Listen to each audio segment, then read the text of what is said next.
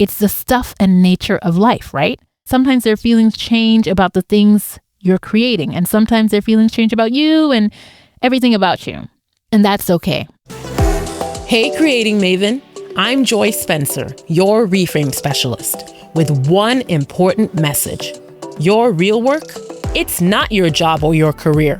Your real work is what you create. And what you create is what sets you apart and makes you incomparable.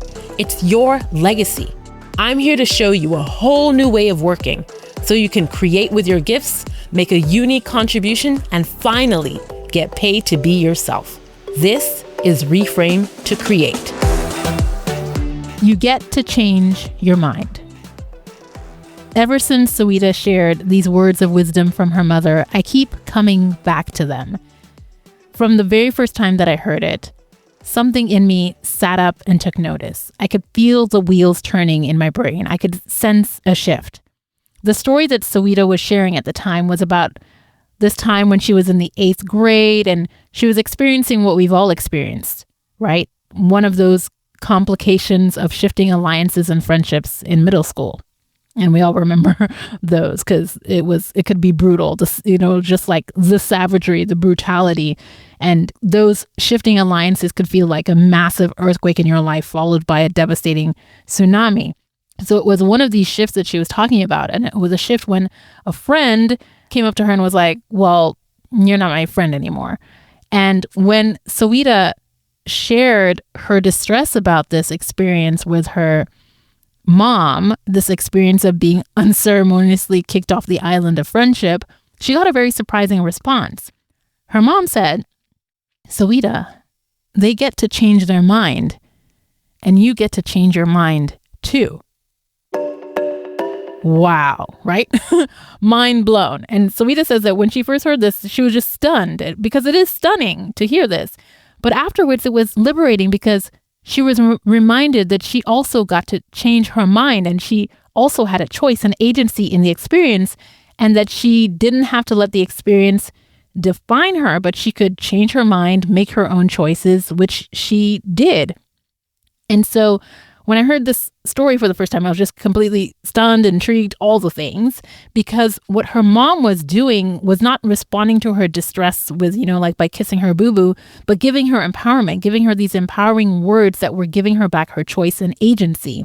She was literally doing what I was taught to do in coaching school, which is to bring your clients back to choice and agency. So I guess Sawida's mom is the OG coach, out here dropping nuggets of wisdom. And it makes perfect sense because Sawida has been on this podcast a couple of times, in episode 34, Feeling Your Way to Your Next Job, and episode 56, Liberate Your Work. And she's shared so much wisdom that has brought us and reminded us of all the choices that we actually have and that we sort of think that we don't. And so I want to chew more on this idea of you get to change your mind, because it is literally the permission slip to get a reframe whenever you need one. This reframe has helped me to get a reframe on rejection. Yes. Rejection, that feeling of the door slamming in your face, or hearing no when you desperately want a yes, of silence when you want words, of disinterest when you want resounding positive validation, of being fired from a job that you thought was your dream job. The sting of rejection seems to be one of the most painful things in life, whether it's rejection from opportunities or rejection in relationships, whatever it is. Rejection hurts. It sucks. It always feels very, very personal. And it's hard not to look in the mirror after a rejection and ask yourself, okay, what's wrong with me? Like, why me, right? What's going on? But this idea that they get to change their mind and you get to change your mind too kind of interrupts that spiral of I'm a victim, or woe is me, something's wrong with me, I have been wronged and betrayed, because it reminds you that they have a choice. And that's their right. They get to change their mind. And that same right, that same choice that they have is yours too. You also get to make a choice. You also get to change your mind. Rejection does not take your choice away. It does not take away your agency. And embracing this reframe is important if you're going to maintain your courage of not only creating, but putting out what you create into the world, because you know what it's like. We can all get into our feelings and get whiny when others aren't responding or taking what we create the way we think they should, or when they don't take it at all, or when they change their mind about it or about us. This reframe is to help us keep our choice and agency and not give in to victimhood. They get to change their mind, and so do you.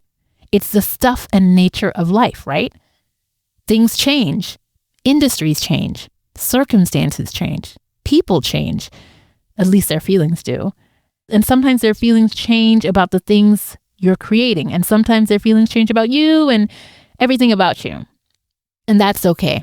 You can be okay with them changing their mind because you don't own or control their choices and their agency, and they don't own or control yours either. You cannot be unmade by their rejection. So you get to choose how you want to show up. You get to choose to create no matter what, because you're not doing it for the accolades and the fame. You're doing it because it is in you to do it, and because it is your act of service. You always have a choice. And that's what rejection can teach you, because it is showing you the choice that others have and are using when they reject you. That same choice you also have. So the next time you feel the sting of being on the other end of someone else's choice, of their rejection of you or something you create, let that sting remind you that you also have a choice. You also have agency. Don't let it drown you or numb you. There's something else that rejection has taught me. Not just that I have a choice, but sometimes rejection is a signal of completion. Not just the end, it's over, it's done, but complete. It's complete. Rejection can mean this thing has run its course. It's whole. It's complete. And on the other end of that completion is another choice. You get to choose again. You get to choose anew. You get to pivot and try something new. You get to learn and grow again. If you've been listening to this podcast for any amount of time, you know that I have a framework called the C.R.E.A.T.E framework. And that framework is designed to take you on the journey of becoming a creating maven who is getting paid to be you. And the letters stand for different steps along the way, starting with C, clarify your unique contribution. R, reframe your environment. E, express your gifts for yourself. A, activate your gift for others. T, track, get feedback, and reflect on your offerings. And last but not least, E, evolve beyond what you learn and repeat. When you understand rejection as giving you another choice and as a moment of completion, it sets you up for this last step of evolving and going beyond to learn and repeat. In life, you get to evolve beyond what you're currently learning and doing so that you can move forward. You're not stuck or locked in. Yeah, sometimes it may take more than just a flick of a wrist for you to extricate yourself from something, but that doesn't mean you can't do it slowly and with intention so that you can pivot. And rejection can help you to pivot. It doesn't mean you're a flake. It just shows that you know how to learn. It shows you know how to take life in fully and learn what you're seeing and experiencing and do something with it. And sometimes when you take life in and learn from an experience, the answer isn't continue. The answer is stop and pivot. Or the answer is, this was nice. Now it's complete. I'm ready for something new. I'm ready for what's next. So you get to change your mind. You get to do something different. And sometimes the reminder of that choice and agency has to come to you from rejection. But no matter how it comes, be grateful for it and take full advantage of it. You get to choose again, which means you get to create again. And that is great news. See you soon, Creating Maven. Until then, remember to always ask yourself, what will I create?